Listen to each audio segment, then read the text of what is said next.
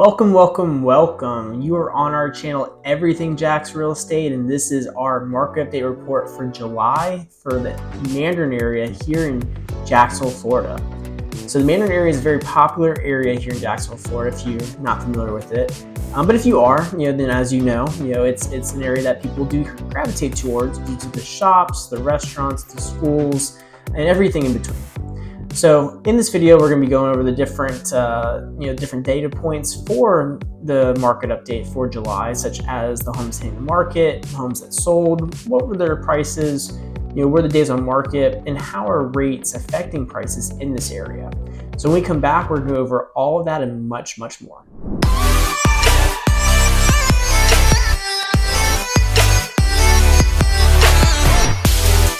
Alright, so before we get started on this market update video, you know the deal. You can like this video, subscribe to our channel, and ring that bell so you get notified when we post more content like this in the future. Alright, so to start off with these market update reports, we always like to look at the pendulous ratio. And what this ratio measures the amount of homes that were under contract in relation to the amount of homes that were actually in the market in any given month, in this case July. So what we see that there was 297 homes pending that left us with 1164 homes for sale. So the total amount of homes for July was 1461 here in Mandarin, which gave us a pendulous ratio of 20.3%. So really, honestly, 1 out of every 5 homes were going under contract in July here in Mandarin. This is normally described as a mildly active market. The higher the percentages, the more active the market is, because we're seeing more change occur. We're seeing more homes go under contract. We're seeing more homes leave the market. And on the flip side, if we see that percentage go down, that means that we have a slower market. There's less change occurring. There's more homes sitting. And so in this case, with Mandarin being a very popular area, it's very interesting that we are still seeing it being mildly active. Because I can tell you in some other areas here in Jacksonville in Northeast Florida, it is somewhat of a slower market. And so it just kind of goes to show just why this area is so popular, is for a lot of things that it has to offer, and this data helps support that. Now, what we also do see is that the homes that, the relatively largest range of homes that were under contract were homes in that $500,000 to $600,000 range for July. On the flip side, homes that made the majority of homes in the market for July were $400,000 to $500,000. So what we're seeing that some of these higher price points are actually going under contract at a little bit higher pace than some of the lower price points, which can mean a couple of different things. It can mean that, ultimately homes at these slightly lower price points of $300,000, $400,000, $500,000, maybe the condition isn't what buyers are looking for right now. And so homes in those ranges, those buyers are just sitting pat, whereas homes in that $500,000 to $600,000 range, it could be that those homes are really at a perfect price right now for a lot of those buyers looking in those ranges. And so they're willing to pay those prices because of the condition matching the location and the price. Now, what we also saw was the median list price for the area was $570,000 for the month of July. So what that tells us that relatively speaking for the market, we are seeing a very good price point that does kind of fall in line with the homes that are going under contract. And what that does tell us, that means that we have more homes over $500,000 than below $500,000 for sale in this area, which is why, again, it's over $500,000 at $570,000. Then the next thing we're going to look at is we're going to look at the difference between the amount of homes available for sale compared to the amount of homes under contract at different price points. And what you're going to see is, again, a continuation of that theme of there's a lot of homes available in that $300,000 to $400,000 to $500,000 price point, with not a lot of contracts occurring. You can see here that we actually saw a bump up at that $500,000 price range for homes under contract, and a bump down, or at least a trend down at that $500,000 price range that continued as we went further and further along on the higher price points. What it does tell us, though, is that there is a pretty substantial difference between the amount of homes under contract compared to the amount of homes available, which means that if you're a buyer looking in Mandarin right now, you do have quite a bit of options at your disposal. They may not be options you're interested in due to price or condition, maybe even occasionally location, but you do have quite a bit of options, which is not something you could have said a couple years ago. Now for Mandarin, we also did see that there's a total of 1,659 contracts that closed in the last 6 months. Very healthy number, all things considered, with that being the case. And the median sold price was $532,000. So we are seeing a bit of a drop down from the median list price to the median sold price, but not too much, which means that a lot of buyers are still willing to pay some of the prices these sellers are requesting, despite prices being high and rates being high. Now, one thing that could help sellers too moving forward is that as we go through the rest of 2024, the assumption that we're going to see at least one rate decline. And that rate decline could be 1/4 point, could be 1/2 point. But what I will tell you is when that rate decline does occur, we could potentially see an influx of buyers who can now afford a little more, which could mean that homes in that $300,000 to $400,000 price point now become a little more attractive to buyers, and so we could see inventory come down some. Doesn't mean it'll happen, but we could see that as we go into the rest of this year. Now, alternatively, we did see 280 homes failed to sell. Homes fail to sell for multiple reasons.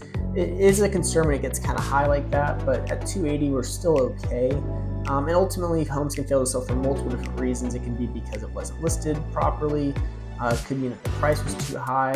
Maybe the seller was just trying to get a number, and when they didn't get it, they just said, "No, I'm just not going to sell it." It could be that they had plans to move and decided not to move. Maybe the kids had plans to move out, and it didn't happen. So there are a lot of different things can occur with that. Relatively speaking, though, you do want to be a little bit cautious of that number.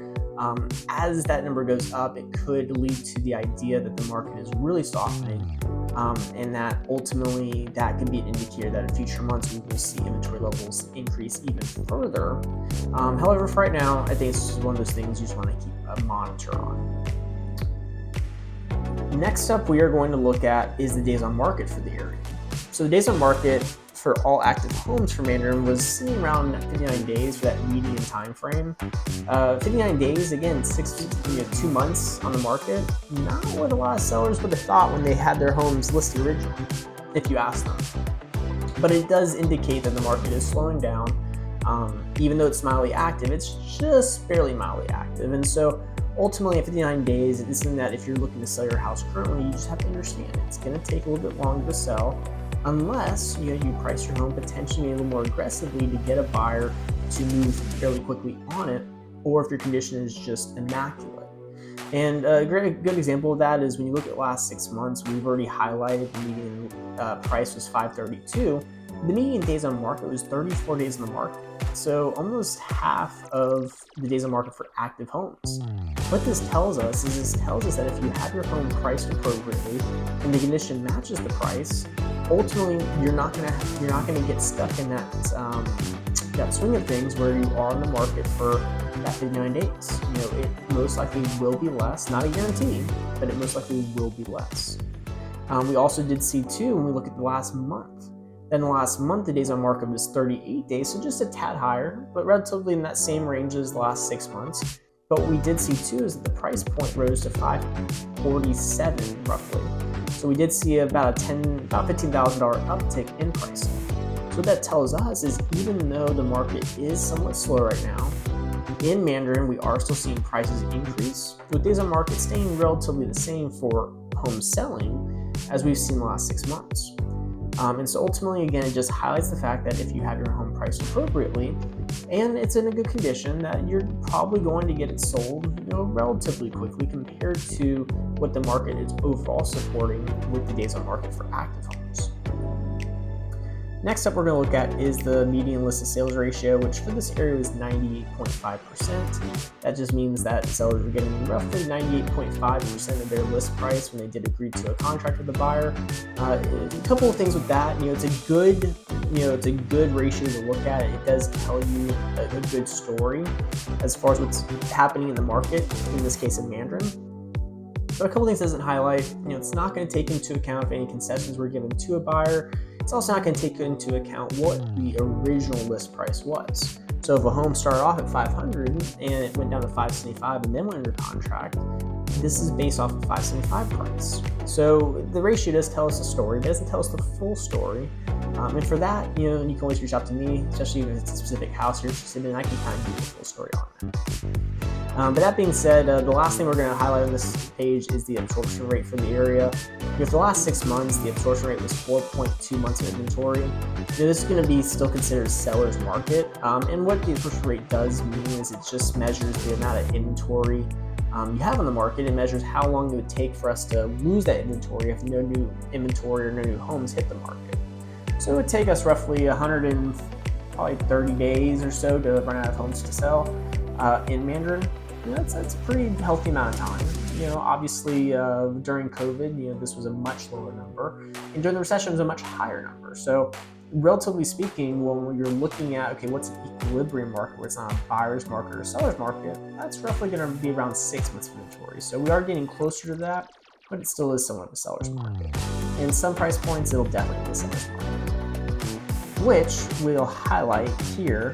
And what this is going to show is it's going to show the different price points what the absorption rate is in Mandarin. And what you can see, and it's always nice when it's like this, is ultimately if you're looking for a home in Mandarin under 400,000, you're probably in a situation where you have a decent amount of competition, especially for the good homes, and there's probably not a ton of inventory to choose from in that price range.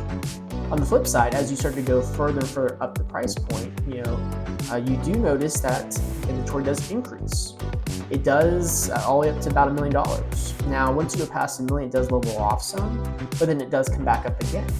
And so ultimately, what this tells you is that if you're looking to buy in Mandarin and you're looking over 400,000, you're going to have a little more options at your disposal. And so what does that mean? It means you'll probably have a little more ability to negotiate on those options to find the best fit for you and your family. And if you're looking to sell and you're in some of those price points that are in orange, it just means that you may have to be willing to negotiate with a buyer or price your home maybe a little bit more aggressively, so that way a buyer sees that they're already getting the value they need and there's not really anything to negotiate.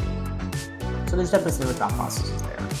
But if you want to discuss this more with me, I'm always happy to have a phone conversation or meet face to face or through Zoom, and that can all be done by going to the description of this video down below. And in there, you're going to see a link to my calendar where you can set the time for us to meet face to face or through Zoom, and you'll find my phone number.